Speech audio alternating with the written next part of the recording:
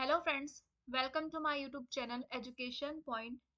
आज हम English pedagogy के मोस्ट इम्पॉर्टेंट क्वेश्चंस को विथ डिटेल्स समझेंगे, जो कि आपके CTET exam point of view से काफ़ी इम्पॉर्टेंट होने वाले हैं, क्योंकि बहुत अच्छे लेवल्स के क्वेश्चंस लिए हैं मैंने इस वीडियो में। तो इस वीडियो को एंड तक देखिएगा, काफ़ी इम्पॉर्टेंट क्वेश्चन है ये सारे। और अगर अभी तक आपने मेरे इस YouTube चैनल को सब्सक्राइब नहीं किया है तो ज़रूर से कर लीजिएगा, ताकि आपको ऐसे ही न्यू MCQs के साथ वीडियोस की नोटिफिकेशन जो है वो सबसे पहले मिल सके। तो चलिए देखते हैं first question. Which of the following might be the best strategy for developing vocabulary among the students. मतलब इसमें आपसे पूछा जा रहा है कि छात्रों के बीच जो है वो शब्दावली विकसित करने के लिए निम्नलिखित में से कौन सी रणनीति जो है सबसे अच्छी हो सकती है, पूछा है। ऑप्शन देख लेते हैं। ऑप्शन ए है memorising antonyms and synonyms. Option B है मतलब इसका मतलब है मेमोराइजिंग एंटोनिम्स एंड सिनोनिम्स मतलब हो जाएगा आपका विलोम और समानार्थी शब्दों को याद करना। ऑप्शन बी है गेसिंग the meaning of new words in a given context. मतलब कि किसी दिए गए संदर्भ में, कॉन्टेक्स्ट मतलब होता है संदर्भ, मैंने काफी सारे वीडियो में अपने बताया है कॉन्टेक्स्ट का मतलब। तो किसी दिए गए संदर्भ में नए शब्दों के अर्थ का, है ना, क्या करना, अनुमान लगाना, है ना, गेसिंग करना। ऑप्शन सी है consulting the dictionary for every new word. मतलब कि अ, हर नए शब्द के लिए क्या करना, डिक्शनरी यानी कि शब्दकोश से क्या करना, कंसल्ट करना, है ना, परामर्श करना। या फिर ऑप्शन डी है making sentences of all the new words. या फिर सभी नए शब्दों के क्या करना, वाक्य बनाना, है ना, सभी नए शब्दों के वाक्य बनाना। तो बेस्ट स्ट्रेटजी क्या होगा फॉर डेवलपिंग वोकाबुलरी, यानी कि शब्दावली विकसित करने में। तो इसका जो सही आंसर हो जाएगा वो है आपका ऑप्शन नंबर बी। ठीक है। कॉन्टेक्स्ट वर्ड जो होता है वो काफी पॉजिटिव वर्ड होता है ना, तो काफी सारे क्वेश्चंस का आंसर यही हो जाएगा एक हिसाब से। ठीक है, अगर गिवन कॉन्टेक्स्ट बोला जाए तो ऑप्शन आंसर हो जाएगा इसका। नेक्स्ट क्वेश्चन देखते हैं। Which of the following would you include for assessment of writing. Assessment of writing मतलब इसमें पूछा जा रहा है कि लेखन के मूल्यांकन के लिए आप निम्न में से जो है किसे शामिल करेंगे, इन चारों में से। ऑप्शन देख लेते हैं। ऑप्शन ए है grammatical knowledge and use of form, यानी कि व्याकरण संबंधी ज्ञान और उसका जो रूप होता है उसका उपयोग करेंगे। ऑप्शन बी है content grammatical control and coherence, मतलब कि सामग्री, है ना, कंटेंट कोई सामग्री, व्याकरण संबंधी नियंत्रण, ग्रामेटिकल कंट्रोल, और जो है सुसंगति, कोहेरेंस। ऑप्शन सी है accuracy of the right up, या फिर लेखन की सटीकता होनी चाहिए। ऑप्शन डी है theme ideas from and hand writing, या फिर विषय विचार और लिखावट। तो आप जो है लेखन के मूल्यांकन के समय जो है इन चारों ऑप्शन में से किसे शामिल करेंगे। तो याद रखिएगा, वेरी इंपॉर्टेंट क्वेश्चन है ये वाला, इस क्वेश्चन को जरूर याद रखिएगा। तो जब हम जो है राइटिंग का असेसमेंट, है ना, राइटिंग का असेसमेंट की बात करते हैं, है ना, तो सबसे इम्पोर्टेंट है उसमें, याद रखिएगा, कोहेरेंस। उसमें सबसे इम्पोर्टेंट हो जाएगा आपका कोहेरेंस। ठीक है, जब हम राइटिंग के असेसमेंट की बात करते हैं, कोहेरेंस मतलब क्या हो जाएगा एक हिसाब से, सुसंगति, या फिर उसे हम सामंजस्य भी कहेंगे। ठीक है, सामंजस्य। अब जिसमें बच्चा जो है तालमेल बिठा पाए, ठीक है, सामंजस्य बिठा पाए, ठीक है कि नहीं, है ना, सामंजस्य बिठा पाया है कि नहीं, इसे हम क्या करेंगे, उसका असेसमेंट करेंगे, मूल्यांकन करेंगे। मतलब इस लाइन के बाद समझते हैं, जैसे कि बच्चे ने एक लाइन लिखी, इस लाइन के बाद ये लाइन आएगी, या सभी लाइन जो है वो कनेक्ट करे एक दूसरे से, है ना। ऊपर वाली लाइन है ये, ठीक है। ऊपर वाली लाइन और जो नीचे वाली लाइन है ना, जो नीचे वाली लाइन है उसके बीच क्या हो, सामंजस्य हो, ठीक। इसमें स्टूडेंट जो है अपने विचार को अच्छे से प्रकट कर सके, ये देखा जाता है जब राइटिंग का असेसमेंट किया जाता है। तो कोहेरेंस बोला है ना, मतलब कि सामंजस्य बिठा पा रहा है कि नहीं, यही जो होता है वो मेन होता है। इसलिए इसका सही आंसर होगा ऑप्शन नंबर बी, याद रखिएगा जरूर से। नेक्स्ट क्वेश्चन देखते हैं। Drilling as a strategy for internalising the pattern is advocated by. इसमें पूछा जा रहा है आपसे कि पैटर्न को आंतरिक बनाने की रणनीति के रूप में ड्रिलिंग की वकालत खालिस्तान द्वारा की जाती है, ठीक है। ऑप्शन ए है communicating language teaching, option B है ऑडियो लिंग्विज्म, ऑप्शन सी है टोटल फिजिकल रिस्पॉन्स जिसे हम टीपीआर के नाम से भी जानते हैं, ऑप्शन डी है कंस्ट्रक्टिविस्ट लैंग्वेज टीचिंग। तो ये क्वेश्चन भी वेरी इंपॉर्टेंट है, जरूर याद रखिएगा इस क्वेश्चन को। जब ड्रिलिंग की बात हो एक प्रकार से, है ना, इसमें क्या हो रही है, ड्रिलिंग को एज ए स्ट्रेटेजी यूज किया जा रहा है, किस लिए, तो internalising the pattern is advocated by, मतलब आंतरिक बनाने की रणनीति के रूप में, है ना, पैटर्न को जो है आंतरिक बनाने की रणनीति के रूप में जो है ड्रिलिंग की बात हो रही है एज ए स्ट्रेटेजी। तो इसका सही आंसर हो जाएगा आपका ऑप्शन नंबर बी। जब भी ड्रिलिंग की बात हो रही है यहाँ पर एक स्ट्रेटेजी के रूप में, है ना, तो ये ऑडियो लिंग्विज्म कहलाएगा, याद रखिएगा। क्योंकि बाकी ऑप्शन के बारे में भी आप जान लीजिए, जैसे कि कम्युनिकेटिंग लैंग्वेज टीचिंग, ये जो होता है आपका, ये रियल वर्ल्ड रियल वर्ल्ड के टास्क होंगे इसमें, ठीक है। रियल वर्ल्ड के टास्क होंगे इसमें, इसमें दिया जाता है, मतलब कि बच्चों को कम्युनिकेट करने के लिए अवसर दिए जाते हैं, किसमें, तो option number A communicating language teaching के अंतर्गत। फिर आपका टोटल फिजिकल रिस्पॉन्स जो टीपीआर है, इसमें हम जो वर्ड बोल रहे हैं, है ना, उसके साथ जो भी हमने वर्ड बोला है उसका क्या करते हैं, एक्शन भी करके दिखाते हैं टीचिंग के टाइम में, है ना, उसका हम एक्शन भी करके दिखाते हैं। जैसे हमने बोल दिया चिड़िया, है ना, तो हम उसका एक्शन करके दिखाएंगे, चिड़िया कैसे होती है ना, अपने हाथों से चिड़िया बनाकर दिखाएंगे, तो एक्शन के रूप में भी इसका यूज करते हैं। ऑप्शन डी है कंस्ट्रक्टिविस्ट लैंग्वेज टीचिंग। अब इसमें क्या होता है, तो बच्चा अपने ज्ञान का जो है स्वयं निर्माण करता है, ठीक है, ऑप्शन नंबर डी में। लेकिन यहाँ पर बात हो रही है ड्रिलिंग की, तो ड्रिलिंग होता है डायलॉग्स की, याद रखिएगा, बार बार प्रैक्टिस भी कराई जाती है इसमें, ठीक है। तो ये ऑप्शन है, ऑप्शन नंबर जो है वो बी ऑडियो लिंग्विज्म, ये इसका करेक्ट आंसर हो जाएगा। नेक्स्ट क्वेश्चन है a classroom make the learners notice language through various means on the wall, class library, audio and video. What should this be described? इस question में ये पूछा जा रहा है कि एक क्लासरूम है, ठीक है, एक कक्षा है, जिसमें क्या है, जिसमें मतलब कि दीवार वॉल, है ना, क्लास लाइब्रेरी है और ऑडियो है, वीडियो है, ठीक है। तो ऑडियो वीडियो पर विभिन्न माध्यमों से शिक्षार्थियों को क्या कर रही है, भाषा पर ध्यान दिला रही है ना, भाषा पर क्या कर रही है, ध्यान दिला रही है।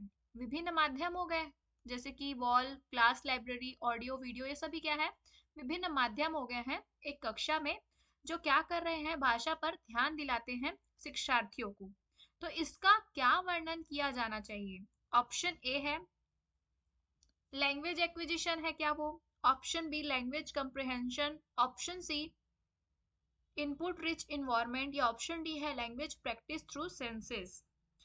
तो इसका जो बेस्ट आंसर हो जाएगा वो है आपका ऑप्शन नंबर सी, जहां पर भी आपको रिच इन्वायरमेंट दिखे ये आंसर ही आपका करेक्ट होगा, ठीक है। इनपुट रिच इन्वायरमेंट इसका करेक्ट आंसर है। नेक्स्ट है लैंग्वेज इज नॉट मतलब इसमें पूछ रहा है भाषा नहीं है। ऑप्शन दिए हैं आपको चार।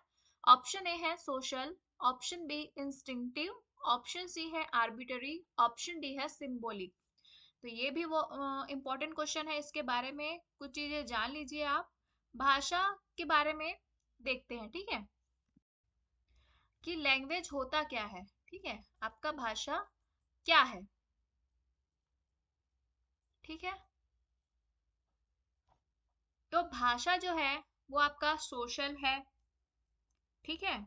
और आपका, मैं यहाँ अलग से लिख देती हूँ।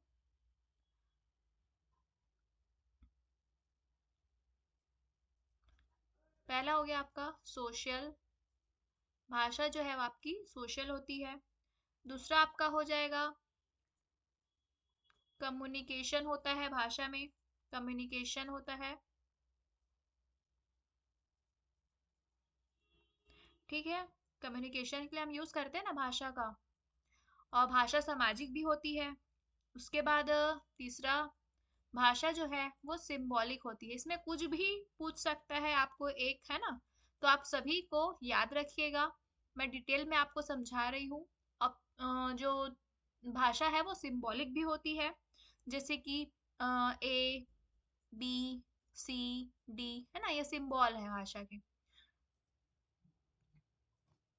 और क्या है, और क्या होती है भाषा, तो सिस्टमेटिक होती है। काफी बार आपके सीटेट एग्जाम में ये क्वेश्चन को पूछा जा चुका है अलग अलग तरीके से, तो जरूर याद रखिएगा, एक नंबर तो पक्का ही होगा इसमें, है ना। और पांचवा, भाषा और क्या होगी, तो भाषा जो है वो नॉट इंस्टिंक्टिव होती है, याद रखिएगा। भाषा जो है वो नॉट इंस्टिंक्टिव होती है, ठीक है। मतलब कि इंस्टिंक्टिव नहीं होती है भाषा जो है।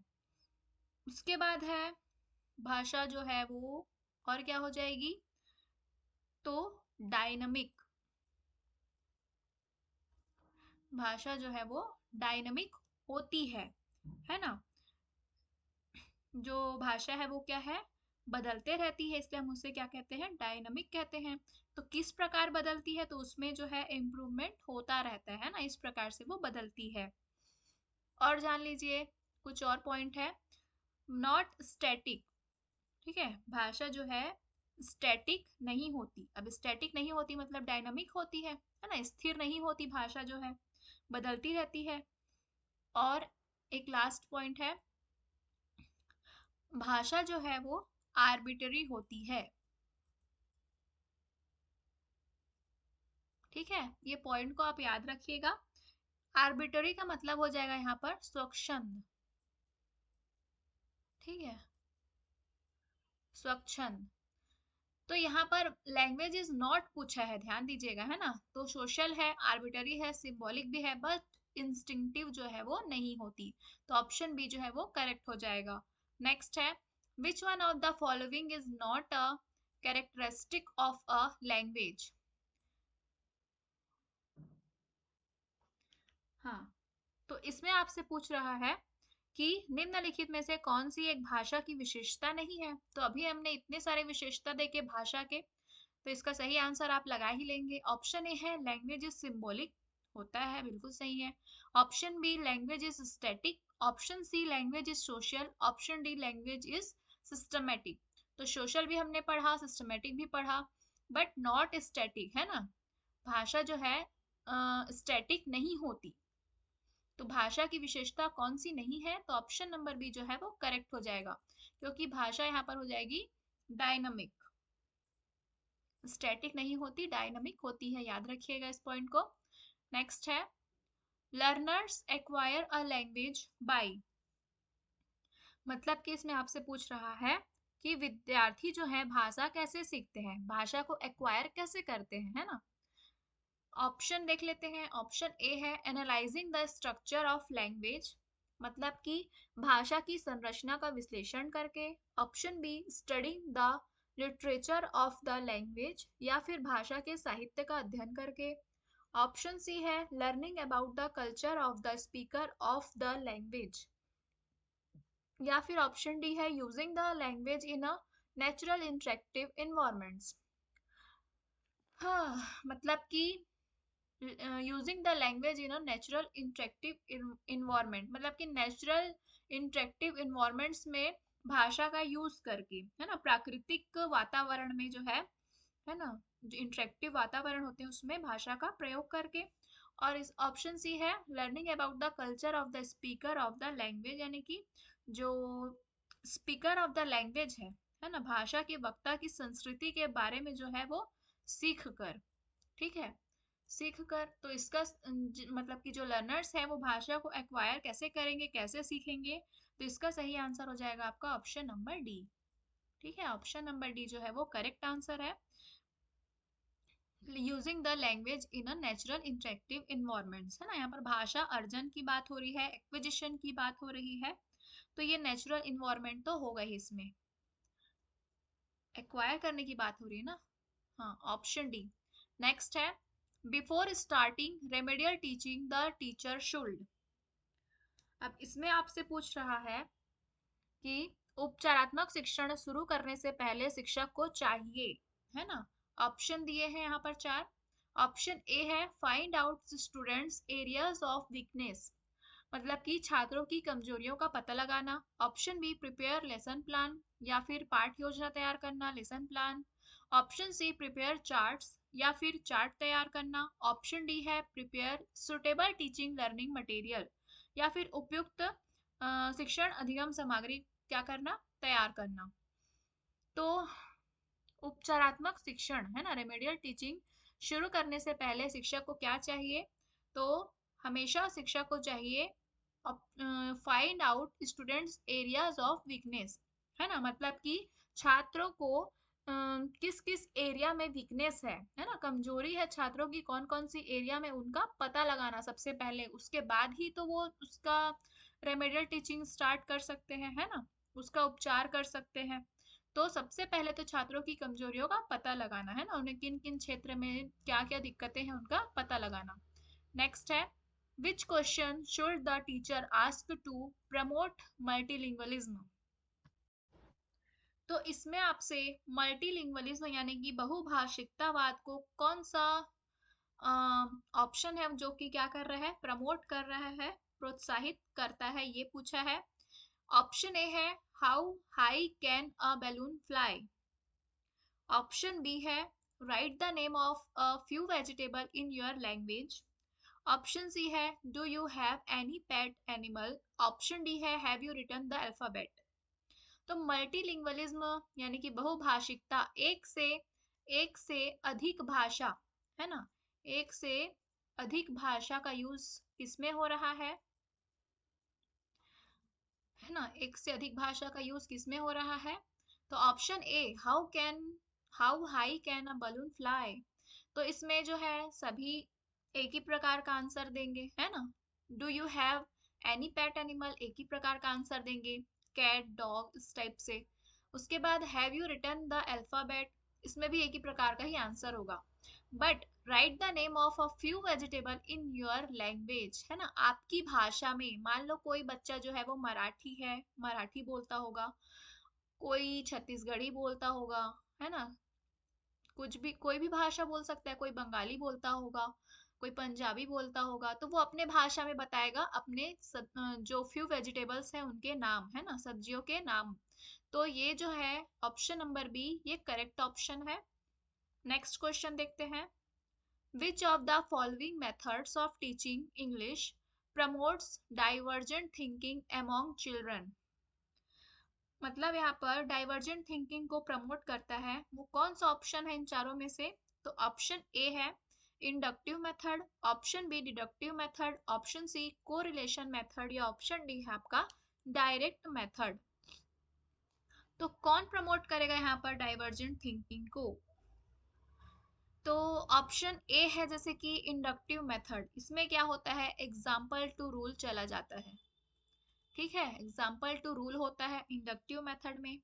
डिडक्टिव मेथड, इंडक्टिव मेथड को हम आगमन विधि के नाम से जानते हैं, याद रखिएगा, आगमन विधि। ठीक है। डिडक्टिव मेथड को हम निगमन विधि बोलते हैं। ठीक है। और ये जो होता है वो रूल टू एग्जाम्पल चलता है, याद रखिएगा जरूर से इसको। तो जो डिडक्टिव मेथड होता है ये डाइवर्जेंट थिंकिंग नहीं होगा, है ना। यहाँ पर डाइवर्जेंट थिंकिंग को कौन प्रमोट करता है पूछा है, तो वो जो है वो है इंडक्टिव मेथड प्रमोट करता है। याद रखिएगा ये दोनों मेथड का इससे कोई लेना देना नहीं है। तो डिडक्टिव मेथड कौन सी थिंकिंग को प्रमोट करेगा, तो कन्वर्जेंट, याद रखिएगा कन्वर्जेंट। ठीक है, जो डिडक्टिव मेथड है वो। ठीक है, बट यहाँ पर बात हो रही है डाइवर्जेंट थिंकिंग की, तो इंडक्टिव मेथड जो है वो करेक्ट आंसर है। नेक्स्ट क्वेश्चन है, before starting remedial teaching the teacher should, मतलब कि ये क्वेश्चन रिपीट हो गया है। इसका सही आंसर मैंने बताया था, ऑप्शन नंबर ए जो है वो करेक्ट आंसर हो जाएगा, है ना। रेमेडियल टीचिंग स्टार्ट करने से पहले जो है छात्रों की कमजोरियों का, कि उन्हें किस किस क्षेत्र में परेशानियां हैं उनका पता लगाया जाता है। नेक्स्ट है, ये भी क्वेश्चन रिपीट हो गया है, इसका भी सही आंसर ऑप्शन नंबर बी होगा। नेक्स्ट है, अच्छा ये भी रिपीट हुआ है, इसका भी जो सही आंसर है divergent thinking, option number A है इंडक्टिव मेथड। नेक्स्ट है, लर्निंग अ लैंग्वेज मीन्स, ये न्यू क्वेश्चन है, वो रिपीट हो गया है, क्वेश्चंस टाइपिंग मिस्टेक हो गया है। लर्निंग अ लैंग्वेज मीन्स मतलब कि भाषा सीखने का अर्थ पूछा है यहाँ पर आपसे। ऑप्शन ए है learning all the skills of language, मतलब कि भाषा के सभी कौशल सीखना। ऑप्शन बी है learning and using language skills in appropriate situations, मतलब कि उचित परिस्थितियों में, है ना, उचित परिस्थितियों में भाषा कौशल सीखना और उनका उपयोग करना। ऑप्शन सी है learning to speak fluently in public, मतलब कि जो पब्लिक में धारा प्रवाह रूप से क्या करना, बोलना सीखना फ्लुएंटली, यानी कि प्रवाह पूर्ण तरीके से बोलना सीखना। या ऑप्शन डी है writing good books in that language, मतलब कि उस भाषा में अच्छी किताबें जो है वो लिखना। तो भाषा सीखने का अर्थ है, ऑप्शन नंबर बी जो है वो करेक्ट हो जाएगा, learning and using language skills in appropriate situation, मतलब कि भाषा सीखने का अर्थ ये होता है कि आप जो है उचित परिस्थितियों में भाषा कौशल को सीखें और उनका उपयोग करना भी सीखे, है ना। तो ऑप्शन बी जो है वो करेक्ट हो जाएगा। नेक्स्ट है, a teacher should use teaching learning aids in his teaching as it is helpful, मतलब कि एक शिक्षक को अपने शिक्षण में जो टीचिंग लर्निंग एड्स होते हैं, है ना, मतलब कि शिक्षण अधिगम सहायक सामग्री का उपयोग करना चाहिए क्योंकि यह सहायक होता है। तो ऑप्शन देख लेते हैं, ऑप्शन ए है to focus the attention of the students, मतलब कि छात्रों का ध्यान केंद्रित करने में। Option B to reduce the teacher load, या फिर शिक्षक का भार कम करने में। ऑप्शन सी है to build discipline in classroom, या फिर कक्षा में अनुशासन बनाने में। या ऑप्शन डी है in enhancing the learning of students, या फिर छात्रों के अधिगम को बढ़ाने में।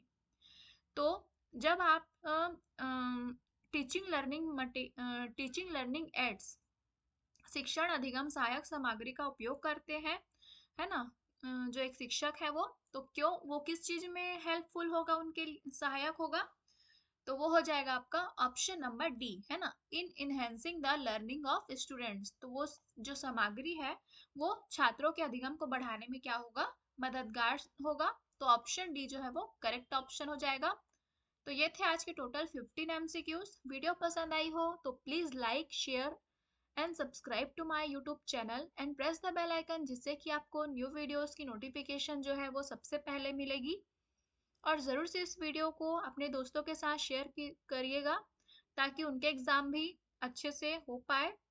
और ये जो इंग्लिश पेडागोजी की क्लास है ये डेली चल रही है, तो प्लीज़ मेरे चैनल में बने रहिएगा और ज़रूर से सब्सक्राइब कर लीजिएगा ताकि आपको, आपके लिए जो है एक भी वीडियो मिस मत हो और आप सारी वीडियोस को देखिएगा। आपका इंग्लिश का पेपर जो है वो बिल्कुल अच्छे से बनेगा। Thank you for watching.